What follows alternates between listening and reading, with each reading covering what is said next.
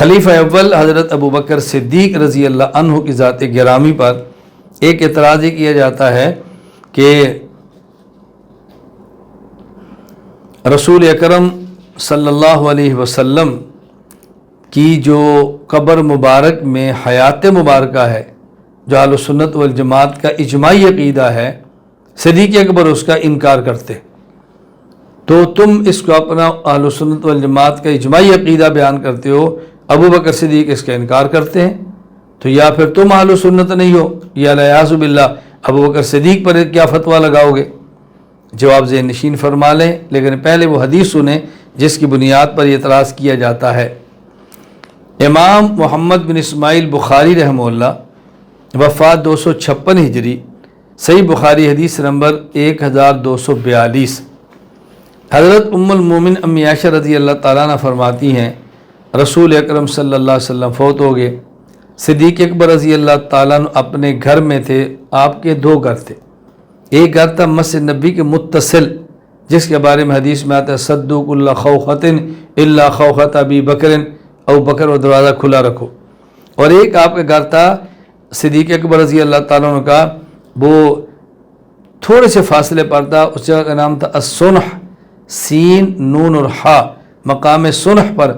آپ اتفاق سے اس وقت مقام صنح اپنے اس گھر کے اندر تھے، جب پتہ چلا تھا فوراً تشریف لائے اور بغیر کسی سے بات کی سیدھا حضرت عائشہ کے حجرے میں آئے اور نبی پاک صلی اللہ علیہ وسلم کی خدمت میں حاضر ہو گئے۔ رسول اللہ صلی اللہ علیہ وسلم ظاہر وفات پا چکے تھے، آپ کے اوپر چادر ڈالی تھی، فکشف عن وجہہ، آپ نے اپنے چہرے مبارک سے چادر ہٹائی، اکب علیہ، اور ان کے اوپر جھکے، فقبلہ، رسول اللہ صلی اللہ علیہ وسلم کا بوسہ لیا۔ میں کہا کرتا ہوں صدیق اکبر رضی اللہ تعالیٰ عنہ نے پہلے دن جب کلمہ پڑھا ہے تو فقبلہ، حضور کا بوسہ لیا، اور آخری دن جب حضور کو رخصت کیا ہے فقبلہ، صدیق اکبر نے بوسہ دے کر رخصت کیا، بوسہ لیا، ثم بکا، پھر رونے لگ گئے۔ پھر آپ نے فرمایا کہ ابی انت و امی یا نبی اللہ لا یجمع اللہ علیک موتتین، میرے باپ اور میری ماں آپ پر فدا ہو یا رسول اللہ، اللہ آپ کے اوپر دو موتیں جمع نہیں کرے گا۔ اما الموتۃ الذی کتبت علیک فقد متھا، ایک موت جو لکھی تھی وہ تو آ گئی ہے۔ آگے حدیث کے جو اصل جملہ میں آگے پیش کر جو بطور دلیل کے پیش کرتے ہیں، وہ کہتے ہیں صدیق اکبر نے پھر خطبہ دیا اور اس موقع پر فرمایا فمن کان منکم یعبد محمدا صلی اللہ علیہ وسلم فإن محمدا قد مات، جو حضرت محمد صلی اللہ علیہ وسلم کی عبادت کرتا تھا وہ سنے حضرت محمد فوت ہو چکے ہیں۔ من کان یعبد اللہ فإن اللہ حی لا یموت، اور جو اللہ کی عبادت کرتا ہے وہ سنے اللہ زندہ، اس پر کبھی موت نہیں آئے گی۔ اب یہ جملہ پیش کرتے ہیں کہ صدیق اکبر نے کہا تھا کہ من کان یعبد محمدا صلی اللہ علیہ وسلم فإن محمدا صلی اللہ علیہ وسلم قد مات، کہ رسول اللہ صلی اللہ علیہ وسلم کے اوپر موت آ گئی ہے۔ تو دیکھو حضرت ابو بکر صدیق رضی اللہ تعالیٰ عنہ رسول اللہ صلی اللہ علیہ وسلم کی موت کے قائل ہیں۔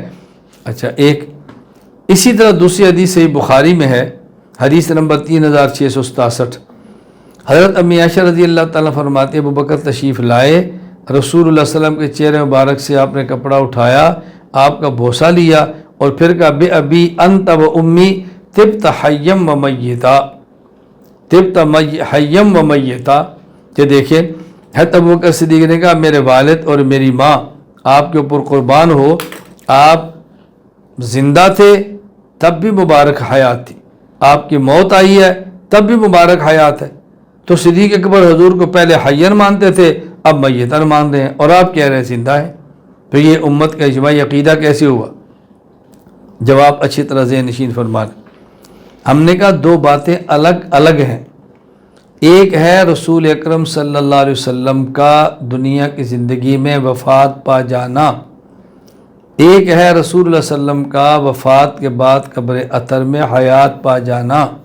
جہاں تک تعلق پہلی بات کا ہے کہ رسول اللہ صلی اللہ علیہ وسلم وفات پا گئے ہیں، آپ فوت ہو گئے ہیں، اس کا دنیا میں کوئی شخص بھی انکار نہیں کرتا، اور ابو بکر صدیق رضی اللہ تعالی عنہ اسی بات کو فرما رہے ہیں فإن محمدًا قد مات، آپ اسی کو فرما رہے ہیں طب تحیم و میتا کہ حضور پر موت آئی ہے، اس کا تو انکار ہی نہیں ہے۔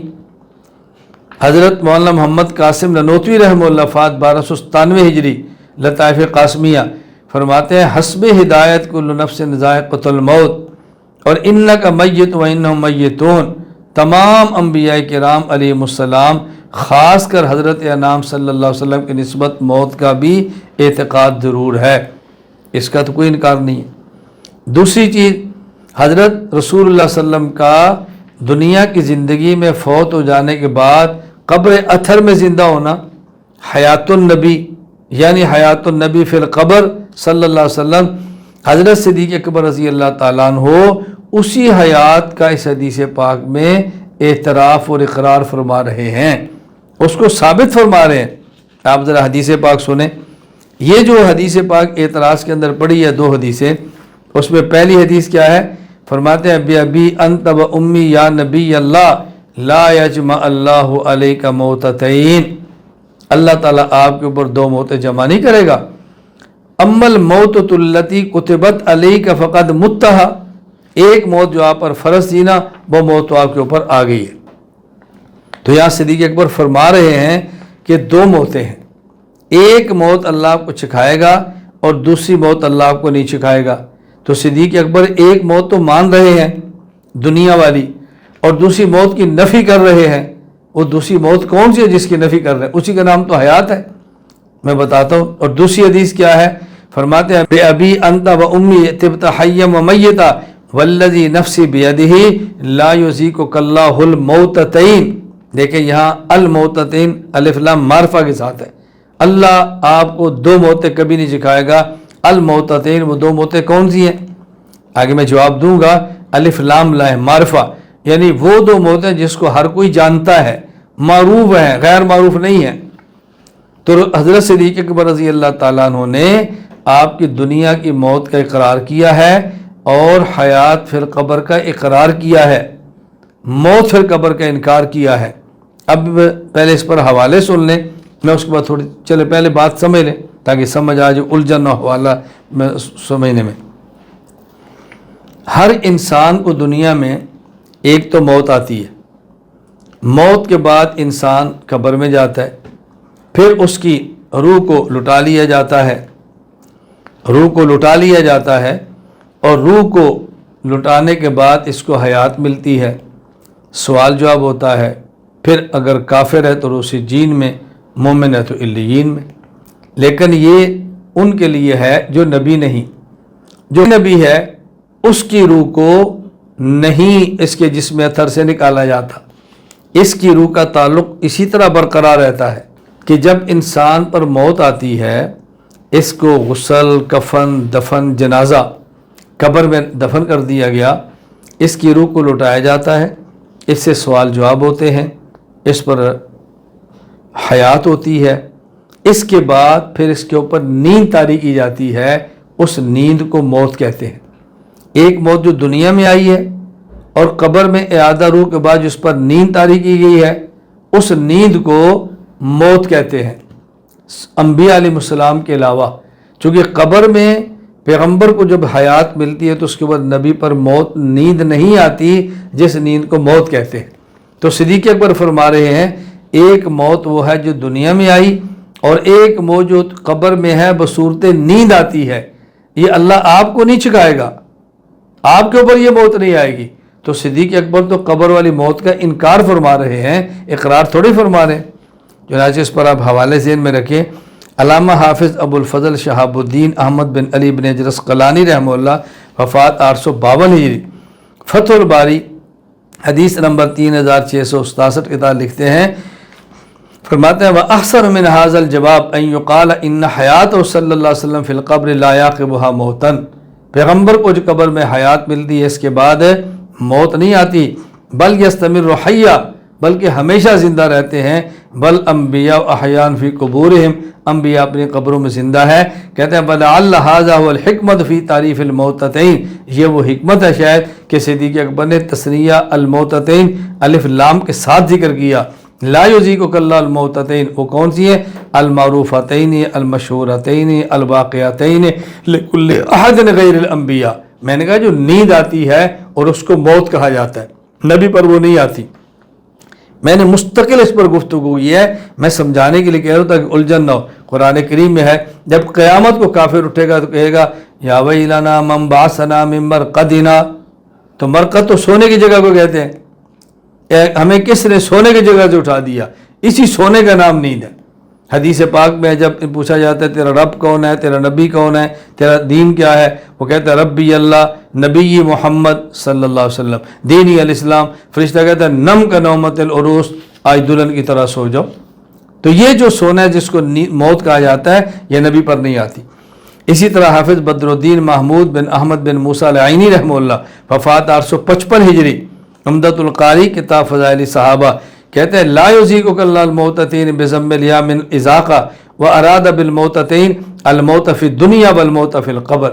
صدیق اکبر نے کہا اللہ آپ کو دو موتیں نہیں سکھائے گا، ایک موت دنیا والی، ایک موت قبر والی۔ وہم الموتتان المعروفتان مشہورتان، یہ مشہور دو موتیں ہیں۔ فلذال ذکرہما بالتعریف، اس لیے اس کو معرف الف لام کے ساتھ ذکر کیا ہے۔ فرمایا کہ انبیاء کے بارے میں فإنہم لا یموتون فی قبورہم بل احیاء واما سائر الخلق فإنہم یموتون فی القبر ثم یحیون یوم القیامہ۔ کہتے ہیں باقی ہر شخص پہ قبر میں موت آتی ہے، پھر قیامت کو حیات کاملہ ملتی ہے۔ انبیاء کے علاوہ ان کو اللہ تعالیٰ قبر میں حیات عطا فرما دیتے ہیں۔ آگے عجیب جملہ نقل کیا، کہتے ہیں مذہب اہل سنت والجماعت ان فی القبر حیاتا و موتا۔ اہل سنت والجماعت کا مذہب یہ ہے کہ قبر میں حیات ہے اور موت حیات ہوتی ہے۔ فلا بد من ذوق الموتتین لکل احد غیر الانبیاء، ہر شخص دو موتیں چکھتا ہے سوائے انبیاء کے۔ وقد تمسک بقولہ لا یذیقک اللہ الموتتین، نبی کو قبر میں موت نہیں آتی جو دوسری ہے، یہ محدثین کے استدلال صدیق اکبر کے جملے سے ہے۔ آگے کیا فرمایا؟ من انکر الحیات فی القبر، جو حیات فی القبر کا انکار کرتا ہے وہو المعتزلہ، وہ معتزلہ ہے۔ ومن نہا نحوہم، اور وہ شخص ہے جو معتزلہ کے طریقے پر چلے۔ حاشیہ بخاری میں یہاں حضرت علامہ احمد علی سہارنپور رحمہ اللہ فرماتے ہیں، وفات 1297 ہجری، کہتے ہیں والاحسن ان یقال ان حیات صلی اللہ علیہ وسلم لا یتعقبها موتا بل یستمر حیا بل انبیاء احیا فی قبورہم۔ خلاصہ کیا ہے؟ ایک ہے پیغمبر کی موت دنیا والی، صدیق اکبر نے اس کا اقرار کیا ہے، ہم سب کو اقرار۔